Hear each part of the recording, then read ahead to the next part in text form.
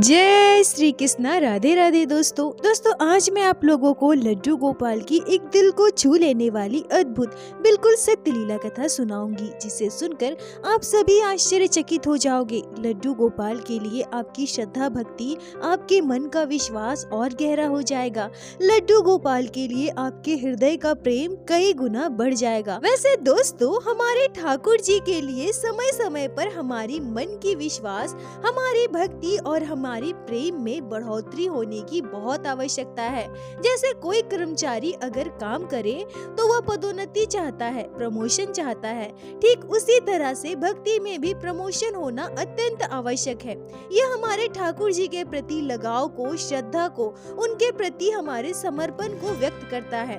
हम ठाकुर जी के हैं और ठाकुर जी हमारे हैं। इसी भाव से आज की इस लीला कथा को संपूर्ण आंखें बंद करके पूर्ण विश्वास के साथ श्रवण कीजिएगा। आशा करती हूँ आज की यह लीला कथा आपके हृदय को स्पर्श करेगी। दोस्तों, आज की यह लीला कथा हमारे साथ शेयर की है अनीता बागती जी ने, जो पश्चिम बंगाल के रामपुर हाट में रहती है। अनीता जी हमसे कहती हैं कि मेरी शादी को लगभग 15 साल हो गए हैं। मैं गांव की एक सीधी सादी लड़की हूँ। मेरा मायका अत्यंत गरीब परिवार था। परिवार में दादा दादी, मम्मी पापा, हम 3 बहनें और मेरा एक भाई था। परिवार में इतने सारे सदस्यों का पालन पोषण का भार मेरे पापा पर था, पर मेरे पापा मजदूरी का काम करते थे। हमारी बहुत थोड़ी जमीन थी, उसी से हमारा गुजारा चलता था।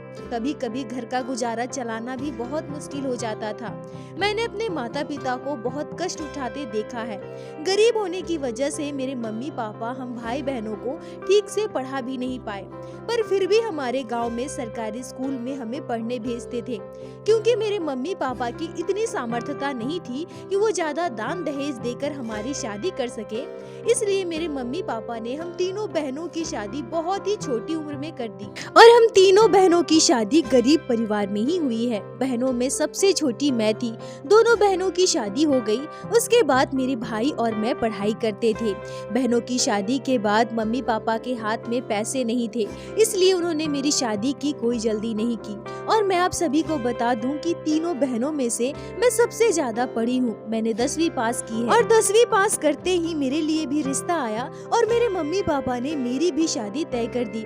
उस समय मेरी उम्र मात्र 16 साल थी। मुझे पढ़ने लिखने का बहुत शौक था, पर घर की आर्थिक स्थिति ठीक न होने के कारण मैंने भी शादी के लिए हाँ कर दी। मेरी शादी हुई। शादी के बाद मैं अपने ससुराल गई। ससुराल में मेरी सासू माँ, जेठ जी, जेठानी जी, उनका एक बेटा और मेरे हस्बैंड थे। मायके की तरह मेरे ससुराल भी अत्यंत गरीब परिवार था, पर सबसे खुशी की बात तो यह थी कि मेरे जेठ जी ने सरकारी टीचर का एग्जाम पास किया था और कुछ ही दिनों के बाद उनकी नौकरी लगने वाली थी।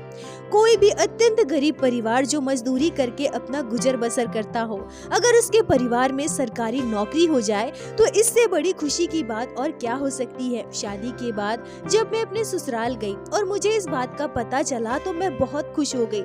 सच कहूँ तो हम जैसे अत्यंत गरीब परिवार में हमारे पूरे खानदान में किसी की सरकारी नौकरी नहीं थी। मेरे ससुराल में वो भी मेरे अपने जेठ जी की सरकारी नौकरी होगी, ये सोचकर मुझे बहुत खुशी हो रही थी। मेरी सासू माँ और मेरे हस्बैंड भी बहुत खुश थे। जब मेरे ससुर जी जिंदा थे तभी मेरे जेठ जी ने अच्छे से पढ़ाई लिखाई की थी और वो सरकारी नौकरी की तैयारी कर रहे थे। परंतु मेरे ससुर जी के जाने के बाद मेरे हस्बैंड ज्यादा नहीं पढ़ पाए और छोटी उम्र से ही वो मजदूरी का काम करने लगे। अनीता जी कहती हैं कि शादी से पहले मुझे लड्डू गोपाल की सेवा के बारे में पता तो था, क्योंकि मेरे आसपास बहुत सारे परिवारों में लड्डू गोपाल की सेवा होती थी। मेरे मन में भी कई बार इच्छा जागी कि काश हमारे घर लड्डू गोपाल होते, मैं भी उनकी सेवा करती, पर परिवार में अभाव की वजह से मैं कभी लड्डू गोपाल को घर नहीं ला पाई। पर जब मैं अपने ससुराल गई तब मैंने अपनी सासू माँ को लड्डू गोपाल की सेवा करते देखा। ससुराल में भी अभाव का संसार था, पर फिर भी मेरी सासू माँ पूरे श्रद्धा भाव से बड़े प्रेम से लड्डू गोपाल की सेवा किया करती थी। कुछ दिनों तक जब मैंने अपनी सासू माँ को लड्डू गोपाल की सेवा करते देखा तो मेरे मन में भी इच्छा जागृत हुई। मेरे भी मन में लड्डू गोपाल की सेवा करने की चाह जागी। कुछ दिनों तक जब मैं सासू माँ को लड्डू गोपाल की सेवा करते देखी तो मेरे मन में भी इच्छा जागृत हुई। मेरा भी मन करता था कि मैं लड्डू गोपाल की सेवा करूं। मैं बाल गोपाल को स्नान कराऊं, उन्हें वस्त्र पहनाऊं, उनका सुंदर श्रृंगार करूं, उन्हें भोग लगाऊं। मैंने अपनी सासू माँ से एक दिन लड्डू गोपाल की सेवा के लिए पूछा तो मेरी सासू माँ कहती है कि अरे क्यों नहीं, यह तो हमारे परिवार के निज ठाकुर है और वैसे भी मेरे बाद तुम दोनों बहुओं को ही तो लड्डू गोपाल की सेवा करनी है। अभी से करोगी तो अच्छा होगा ना, सब कुछ सीख जाओगी। अनीता जी कहती हैं कि इसके बाद मैं भी अपने सासू माँ के साथ लड्डू गोपाल की सेवा करने लगी। कुछ दिनों के बाद मेरे जेठ जी की नौकरी लग गई। हमारा पूरा परिवार बहुत खुश था, परंतु मेरे जेठ जी की नौकरी हमारे घर से थोड़ी दूरी पर लगी थी, लगभग 40-45 किलोमीटर की दूरी पर।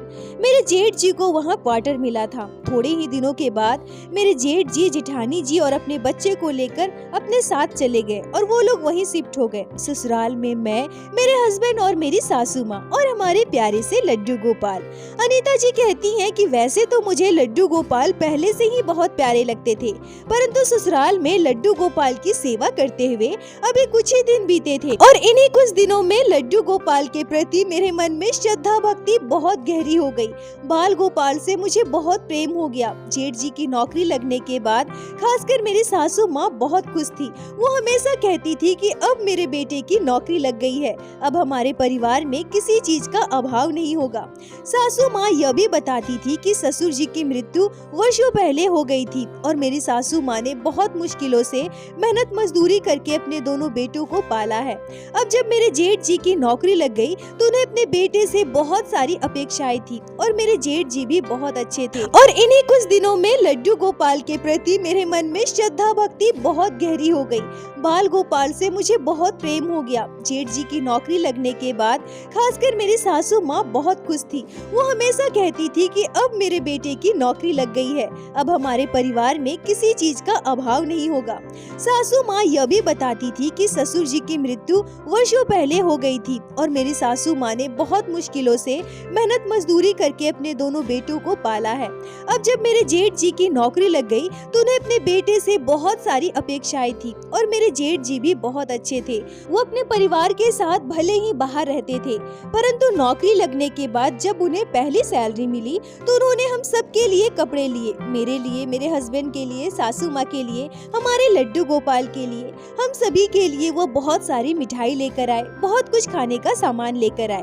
अनीता जी कहती हैं कि हम सभी बहुत खुश थे और सच कहूँ तो मैंने इतनी महंगी साड़ी, इतना सब कुछ खाने का सामान अपने मायके में एक साथ कभी नहीं देखा था। मैं झूठ नहीं कहूँगी, पर उस दिन मुझे बहुत खुशी हुई। मेरी सासू माँ इतनी खुश थी कि वो हमारे आस पड़ोस सभी पड़ोसियों को हम सभी के कपड़े दिखा रही थी, कह रही थी कि मेरे बेटे ने हम सभी के लिए इतना सब कुछ किया है, मेरे बेटे की नौकरी लग गई है। अनीता जी कहती हैं कि मेरे जेठ जी की नौकरी लगने के लगभग 3-4 महीने तक सब कुछ सही था। मेरे जेठ जी कभी कभी सासू माँ से मिलने आते थे तो उन्हें 200-400 रुपए देकर जाते थे, कुछ खाने पीने का सामान भी लेकर आते थे।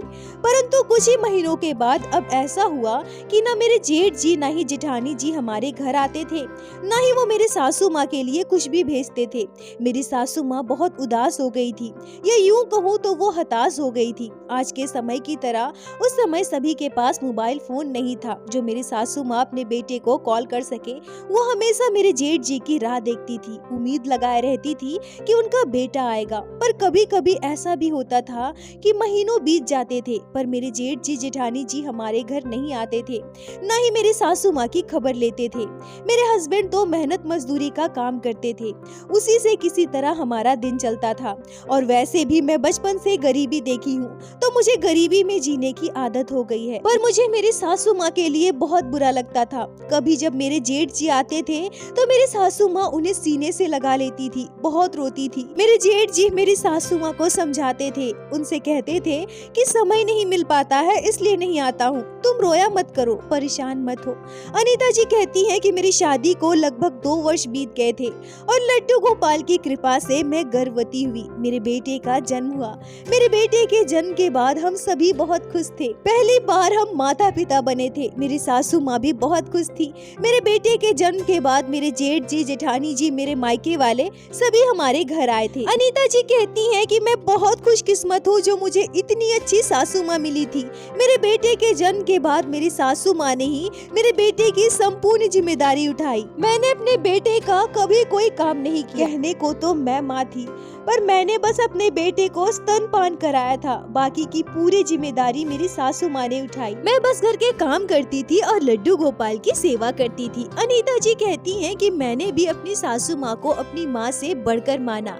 मेरी सासू माँ जब जेठ जी जेठानी जी के लिए दुखी होती थी, रोती थी, तो मैं उन्हें हमेशा बस यही समझाती थी कि हम है ना, मैं हूँ आपका बेटा है, आप परेशान क्यों होती है। मैं भी अपनी सासू माँ की खूब सेवा करती थी, उन्हें घर का कोई भी काम नहीं करने देती थी। पर कभी कभी मुझे भी बहुत दुख होता था कि हम गरीब हैं, मेरे हस्बैंड बहुत कम पैसे कमा पाते हैं, हमारे घर में बहुत अच्छा खाना भी नहीं बन पाता है। बस तीज त्योहार में हम कुछ अच्छा बना पाते हैं। अपने सामर्थ्य के अनुसार मैं अपनी सासू माँ को खिलाती थी, पर कभी कुछ अच्छा बनाकर उन्हें खिलाने का मन होता था तो पैसे के अभाव में हम नहीं खिला पाते थे। लगभग 7 साल हो गए थे मेरी शादी को और मेरे जेठ जी जेठानी जी को हमसे अलग हुए।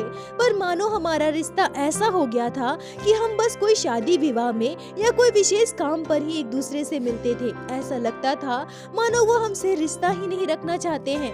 हम लोगों के बीच कभी लड़ाई झगड़े तो नहीं हुए, परंतु पता नहीं क्यों हमें ऐसा महसूस होने लगा था कि हम गरीब हैं तो शायद उन्हें ऐसा लगता है कि ज्यादा मेल मिलाप रखेंगे, ज्यादा आना जाना रखेंगे तो शायद हम उनसे कभी कुछ मांग लेंगे। इसी वजह से मेरी सासू माँ की देखभाल भी वो नहीं करते थे। मेरे जेठ जी जेठानी जी सामर्थ्यवान थे, अगर वो चाहते तो मेरी सासू माँ को कुछ पैसे दे सकते थे जिससे मेरी सासू माँ अपनी इच्छा के अनुसार कुछ खा सके, कुछ कर सके। फिर भी कोई बात नहीं, मुझे ठाकुर जी से कभी कोई शिकायत नहीं हुई। हम दोनों पति पत्नी जो खाते थे, जैसे रहते थे, अपनी सासू माँ को भी बिल्कुल वैसा ही रखते थे।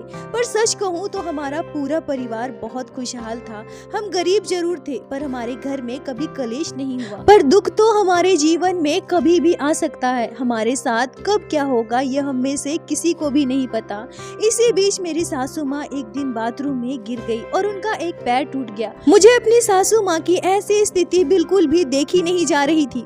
मुझे अपनी सासू माँ की ऐसी स्थिति बिल्कुल भी अच्छी नहीं मुझे अपनी सासू माँ की ऐसी स्थिति बिल्कुल भी देखी नहीं जाती थी। वो बहुत तकलीफ में होती थी। दिन भर मेरी सासू माँ इधर उधर घूमा करती थी, मेरे बेटे के साथ खेला करती थी। अब अचानक से वो ऐसे बिस्तर पर, मुझे बहुत दुख होता था। मेरे जेठ जी जेठानी जी मेरी सासू माँ को देखने आए, कुछ खाने पीने का सामान लेकर आए थे। कुछ देर मेरी सासू माँ के साथ रुके और उसके बाद घर चले गए। ऐसा लग रहा था मानो उनकी कोई जिम्मेदारी ही ना हो। कुछ दिनों मेरी सासू माँ ऐसे ही बिस्तर पर रही, पर वो कहते हैं ना, भगवान कोई न कोई बहाना बनाकर इस संसार से इंसान को बुला लेता है। मेरी सासू माँ का पैर टूटा, बस वो बहाना था। लगभग 1.5 महीने के बाद मेरी सासू माँ की मृत्यु हो गई। सासू माँ की मृत्यु के बाद हम दोनों पति पत्नी बिल्कुल अकेले हो गए थे। हमें बहुत बुरा लगता था, हम बहुत रोए थे। घर पर बहुत सारे मेहमान आए थे। सारे कर्म कांड बीत जाने के बाद उनमें से एक रिश्तेदार यह कहती है कि तुम्हारे घर लड्डू गोपाल की सेवा होती है ना, फिर तो तुम्हारी सासू माँ के जाने के बाद बड़ी बहू को लड्डू गोपाल की सेवा करनी चाहिए। अनीता जी कहती है कि यह सुनकर मेरा दिल जोर से धड़का, मैं रोने लगी। अगर मेरी जेठानी जी लड्डू गोपाल की सेवा करेंगी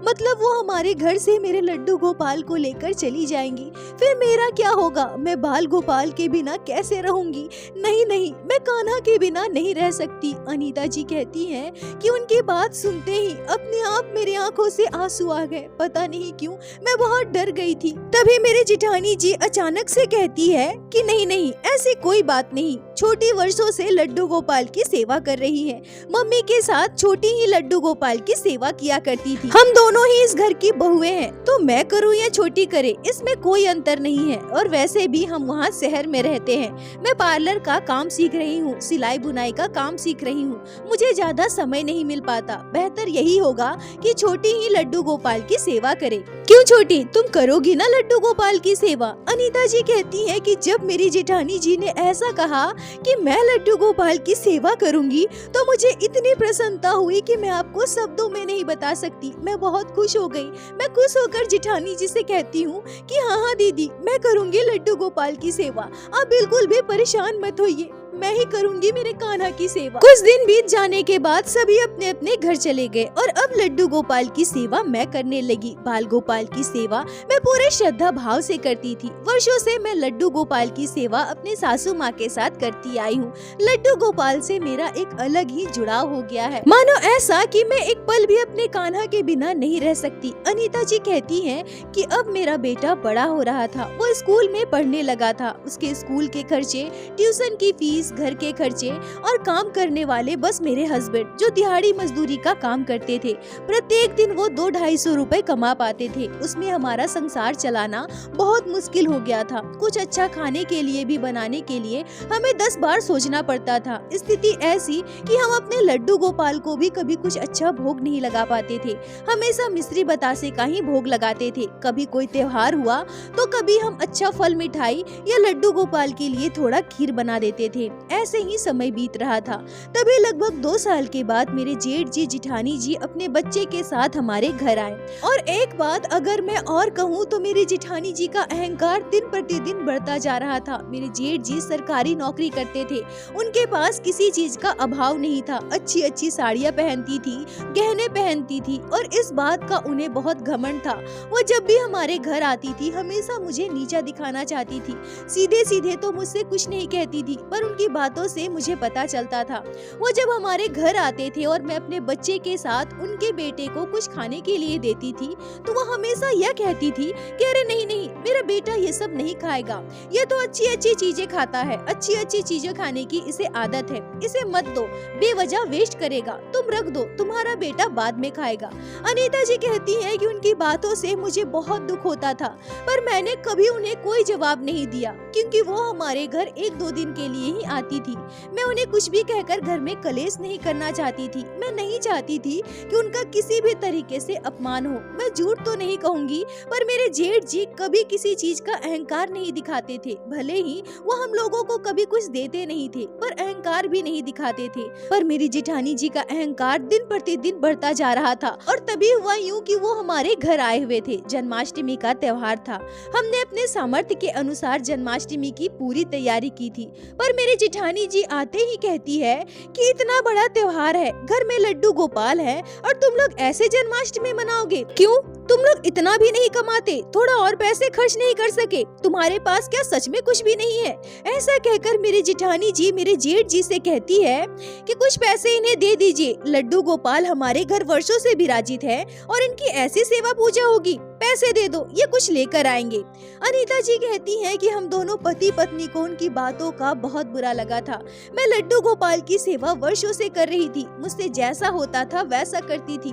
आज तक कभी मेरी जेठानी जी ने बाल गोपाल की सेवा के लिए हमें 10 रुपए नहीं दिए थे, पर अचानक से उन्होंने ऐसी बात कही, मुझे बहुत दुख हुआ। जन्माष्टमी के बाद वो अपने मायके चली गई। मायके से वापस वो हमारे घर आई। अगले 2 दिनों के बाद वो वापस अपने घर जाने वाले थे और जब उन्होंने इस बार मुझे लड्डू गोपाल की सेवा करते देखा तो मुझसे कहती है, तुम प्रतिदिन लड्डू गोपाल को बतासे का भोग लगाती हो, बस ऐसे ही मिश्री का भोग लगाती हो। अरे चलो मैं दिखाती हूँ मेरे मायके में। लड्डू गोपाल मेरी भाभी अपने मायके से लेकर आई है। तुम्हें पता है वो तरह तरह की फल मिठाइयों का भोग लगाती है और तुम ये प्रतिदिन बस बतासे का भोग। क्यों, तुम लोग खाते नहीं हो क्या? तुम्हारे लिए सब कुछ है और लड्डू गोपाल के लिए कुछ भी नहीं है क्या? तुम कभी फल मिठाई लाकर भोग नहीं लगा सकते क्या? तुम्हें इतना अभाव हो गया है? अनीता जी कहती हैं कि उस दिन मेरी जेठानी जी की बातों से मुझे बहुत दुख हुआ था, बहुत अपमान महसूस हुआ था और उस दिन मैंने अपनी जेठानी जी को पहली बार जवाब दिया था। मैंने उनसे कहा था कि दीदी, मैं वर्षों से लड्डू गोपाल की सेवा कर रही हूँ, मुझसे जैसा होता है मैं उसी तरह से करती हूँ। हम जो खाते हैं उसी का भोग बाल गोपाल को लगाते हैं। मेरे लड्डू गोपाल को 56 भोग नहीं चाहिए, मेरे कान्हा तो इसी में संतुष्ट हैं। अनीता जी कहती हैं कि पता नहीं, पर मेरी जेठानी जी को शायद मेरी बात बुरी लगी थी। उसके बाद वो मुझसे ठीक से बात भी नहीं की।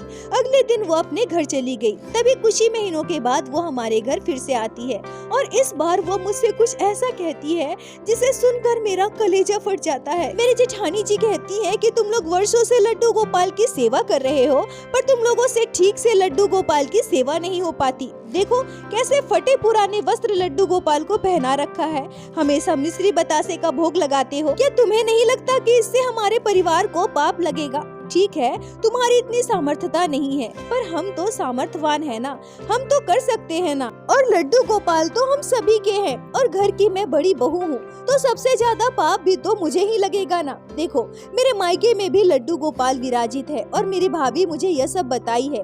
वो मुझसे कह रही थी कि अगर आप सामर्थ्यवान हैं और फिर भी लड्डू गोपाल के लिए कुछ नहीं कर रही हैं, खुद अच्छा खा रही हैं, अच्छा पहन रही हैं, और बाल गोपाल को रूखा सूखा बतासे का भोग लगा रही हैं, तो आपको बहुत पाप लगेगा, क्योंकि आप घर की बड़ी बहू है। देखो छोटी, मैं, मेरा बच्चा अच्छे अच्छे वस्त्र पहनते हैं, और लड्डू गोपाल यहाँ फटे पुराने वस्त्र पहनकर बैठे रहते हैं। हम वहाँ अच्छा अच्छा खाते हैं, और यहाँ लड्डू गोपाल मिश्री बतासे का भोग लगाते हैं। नहीं नहीं, ये सब सही नहीं है। तुम एक काम करो, लड्डू गोपाल की सेवा मुझे दे दो, मैं बाल गोपाल की सेवा करूंगी। मैं उन्हें तरह तरह के अच्छे अच्छे फल का भोग लगाऊंगी, मिठाइयों का भोग लगाऊंगी, सुंदर पोशाक पहनाऊंगी। नहीं तो ऐसे मुझे तो पाप लगेगा ही, और साथ ही साथ तुम्हें भी पाप लगेगा। तुम्हारा भी एक बच्चा है, मैं नहीं चाहती कि हमारे परिवार में किसी का भी अनिष्ट हो। मैं इसलिए आई हूँ कि लड्डू गोपाल को अपने साथ लेकर जा सकूं। अनीता जी कहती है कि बाल गोपाल से दूर होने की बात सुनकर मेरा कलेजा मुंह को आ गया। मैं वर्षों से लड्डू गोपाल की सेवा कर रही हूँ, और जो भक्त बाल गोपाल की सेवा करते हैं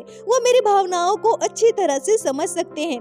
क्या कोई भी भक्त अपने कान्हा से दूर रह सकता है? मैं रोने लगी, पर जब मैंने उनकी पूरी बात सुनी तो कहीं न कहीं मेरे मन में डर बैठ गया, क्योंकि मुझे भी यही लगता था कि मेरी जेठानी जी सामर्थ्यवान है, वो कर सकती है, पर उसके बाद भी अगर मेरे परिवार में लड्डू गोपाल की सेवा ऐसे हो रही है तो कहीं न कहीं हमें पाप लगेगा। क्योंकि जिस परिवार में लड्डू गोपाल विराजित होते हैं, गृहस्थ परिवार का सबसे बड़ा धर्म यही होता है कि वो अपने से बेहतर अपने ठाकुर जी को भोग लगाए, अपने से बेहतर वस्त्र ठाकुर जी को धारण कराए, जो कि नहीं हो पाता था।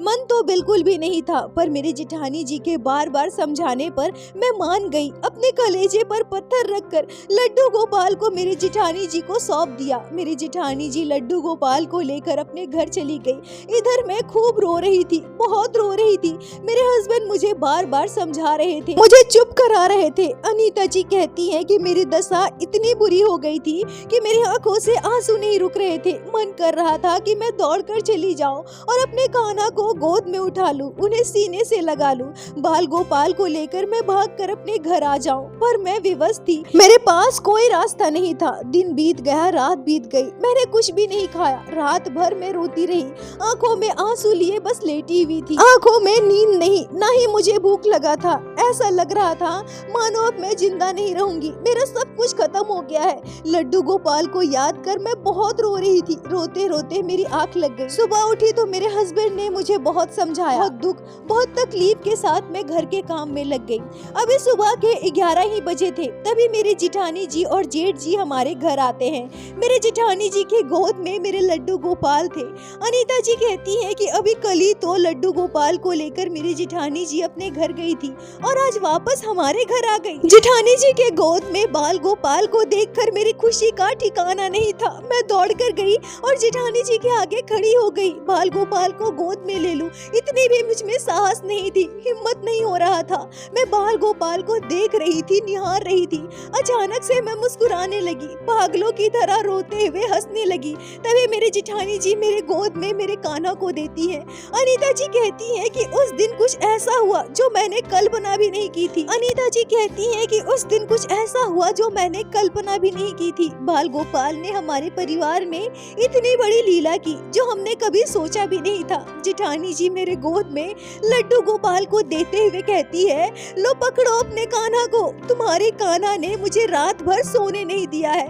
जेठानी जी की आंखों में आंसू थे। वो मेरे सर पर हाथ रखती है और मुझसे कहती है, छोटी तू धन्य है। पता है तुझे, तेरे कान्हा को सच में 56 भोग नहीं चाहिए। मैं तेरे कान्हा को कल लेकर गई, उन्हें हर तरह की फल मिठाइयों का भोग लगाया। घर जाते हुए मैंने लड्डू गोपाल के लिए सुंदर सुंदर अनेकों पोशाक खरीदे, उन्हें सुंदर पोशाक धारण करवाया। मखमल के बिस्तर पर मैंने उन्हें रात को सुलाया। पर तुझे पता है, तेरे कान्हा मेरे सपने में आए और मुझसे क्या कहते हैं, मुझे मेरे मैया के पास ले चलो, मुझे मेरे मैया के मिश्री बतासे खाने हैं, मुझे तेरे 56 भोग नहीं चाहिए, मुझे मखमल के बिस्तर पर नहीं सोना, मुझे मेरे मैया के घर पर सोना है।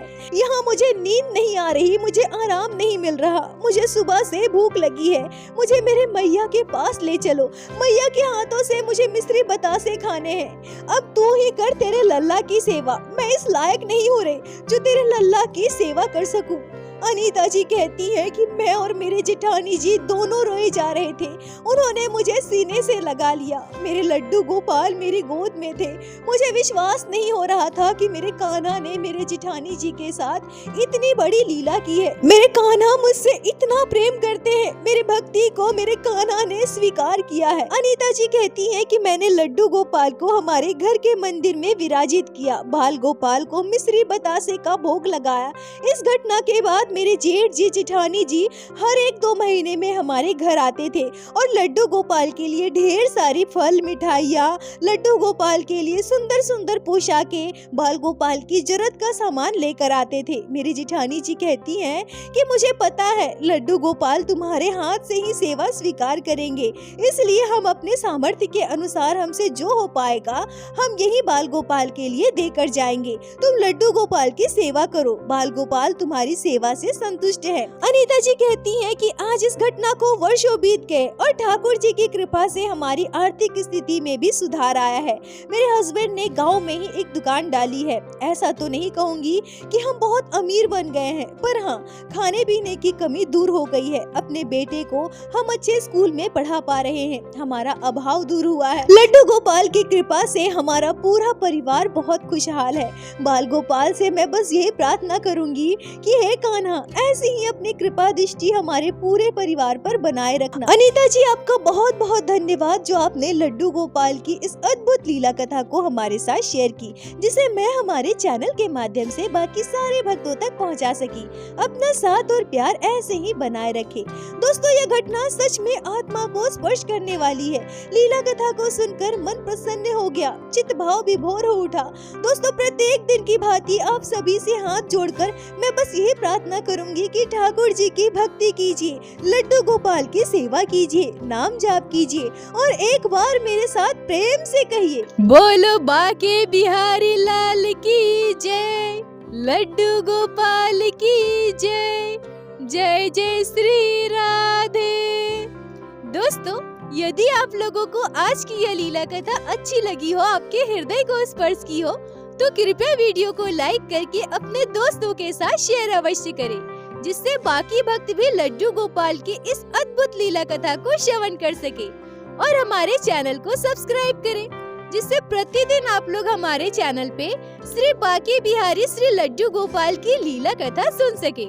दोस्तों यदि आपके जीवन में घटी हो कोई भी चमत्कारी घटना या लड्डू गोपाल ने कभी भी की हो कोई भी लीला जिसे आप हम सभी के साथ शेयर करना चाहते हैं, तो कृपया हमें इंस्टाग्राम पे मैसेज करें।